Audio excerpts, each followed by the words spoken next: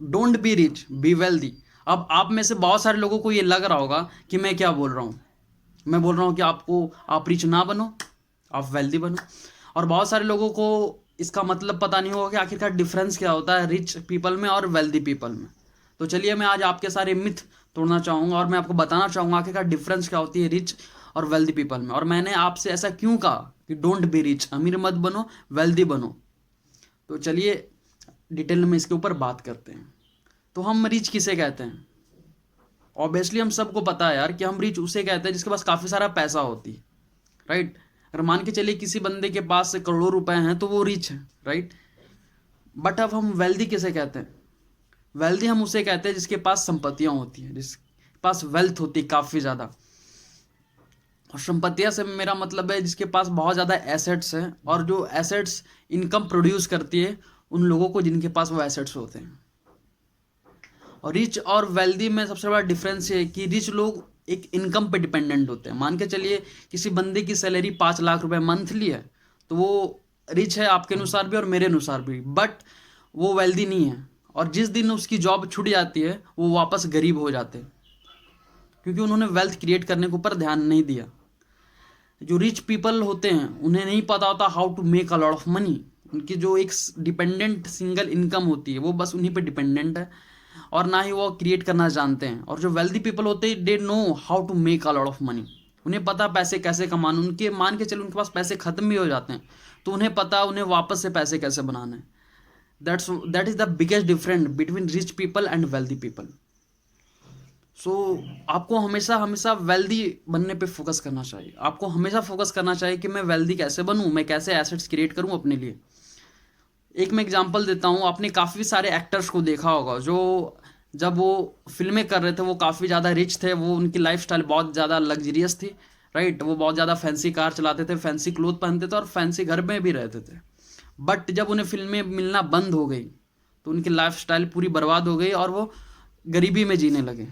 आपने आप मुझे एग्जांपल देने की ज़रूरत नहीं, आपको बहुत सारे लोगों को ये पता होगा। ऐसा क्यों है कि वो रिच थे बट वेल्दी नहीं थे। इसीलिए मैंने वीडियो की स्टार्टिंग में ही कहा कि don't be rich, be wealthy. क्योंकि यार रिच लोगों की एक समय होती है, बट वेल्दी लोग जब तक होते हैं, और उनके पूर्वज भी। मान के चलिए जैसे टाटा हैं, टाटा ग्रुप्स 300-400 साल पुरानी है और वो तब से चल रही है क्योंकि वो वेल्दी है। वो एक सिंगल इनकम पे डिपेंडेंट नहीं है, दे आर वेल्दी। उनकी जनरेशन टू जनरेशन ट्रांसफर होती जा रही है उनकी वेल्थ। बट जो रिच लोग होते हैं, मान के चलिए कोई डॉक्टर है जिनकी पेमेंट बहुत अच्छी है, जो महीने के 10 लाख कमा रहे हैं, वो रिच है बट वो वेल्दी नहीं होते। उनकी जब जॉब छूटती है वो वापस अपनी लाइफस्टाइल को नीचे ले आते हैं।